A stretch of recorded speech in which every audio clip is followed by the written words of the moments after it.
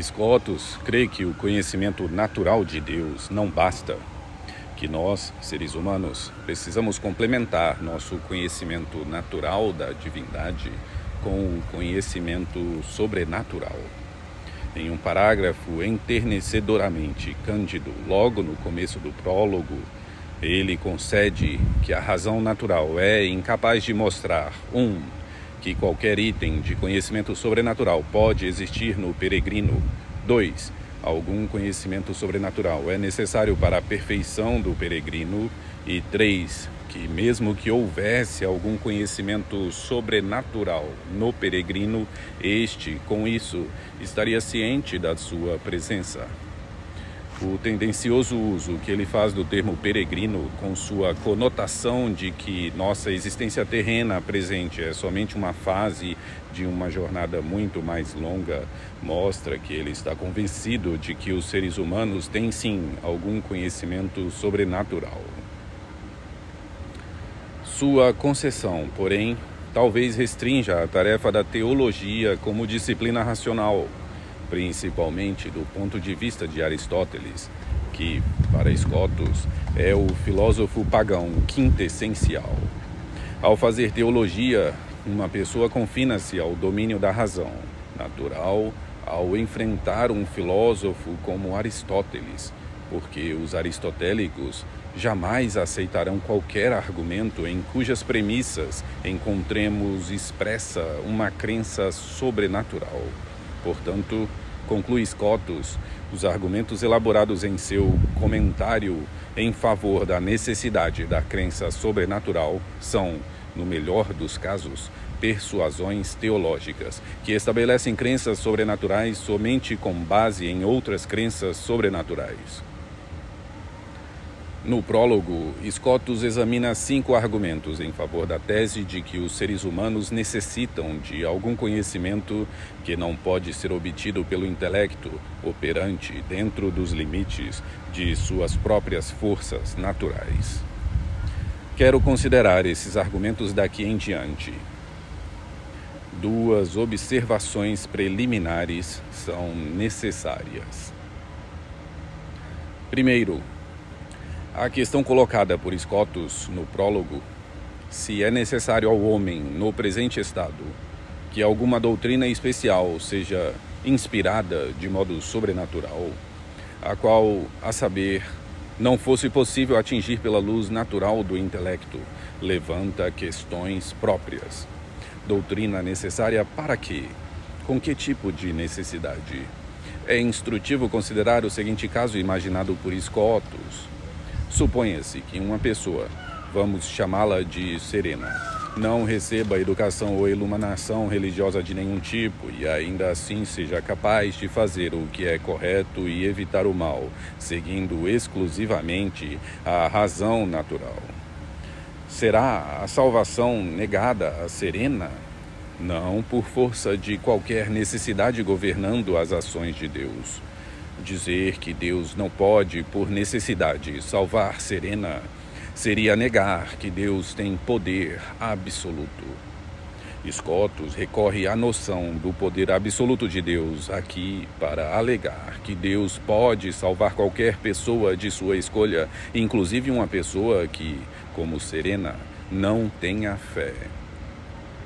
Embora o caso hipotético ilustre que a salvação pessoal seja o objetivo para o qual o conhecimento sobrenatural é necessário, pode parecer, ao mesmo tempo, que ele solape a necessidade de qualquer conhecimento sobrenatural.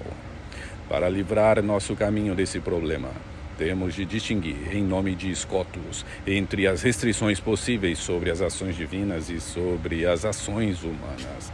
Já que Deus tem poder absoluto, não há restrições ao que Deus pode fazer que não sejam aquelas impostas pela impossibilidade lógica e pela incompatibilidade lógica com a natureza de Deus. Assim, Deus não pode fazer com que P e não P sejam ambas verdadeiras, nem, se é essencialmente onisciente, agir a partir da ignorância. Se for assim, então Deus não está restrito a salvar somente aqueles que detêm conhecimento sobrenatural.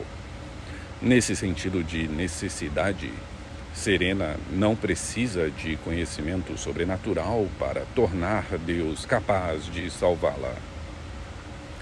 Considere-se agora nosso apuro da perspectiva divina.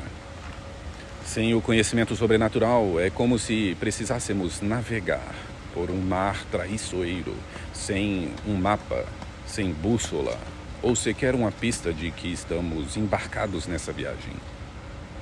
Com os seres humanos atirando para todas as direções.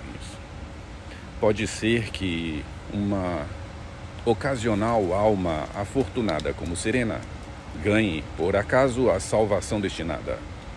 Para todos nós, os afortunados e os desafortunados, o comportamento que nos cabe estaria restrito pela ignorância maciça e universal. O tipo de necessidade que vale aqui é a necessidade prática, a qual é mais fácil de ilustrar do que de definir.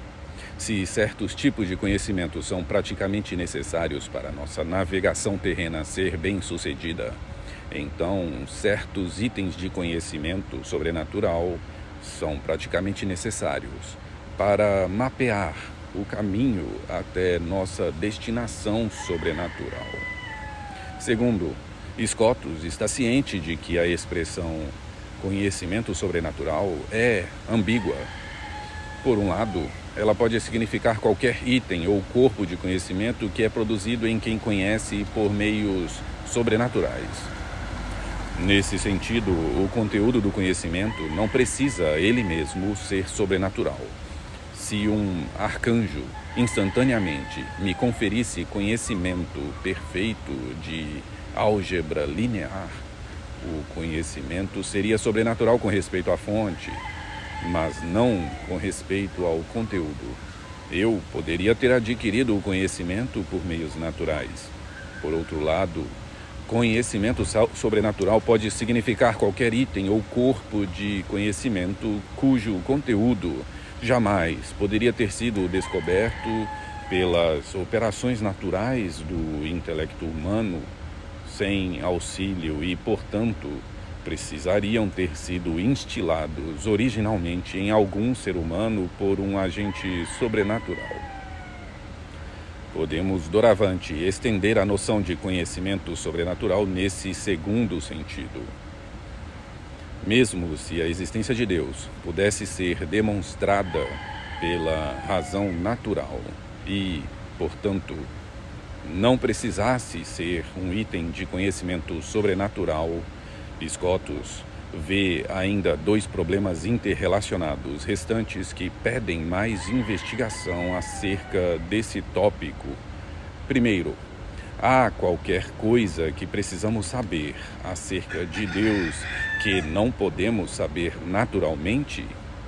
E segundo, serão as nossas faculdades cognitivas capazes de adquirir e assimilar esse conhecimento se for necessário? Sugiro que, dos 5 argumentos examinados por Scotus, os 3 primeiros lidam com a primeira questão e que os últimos 2 tratam da segunda.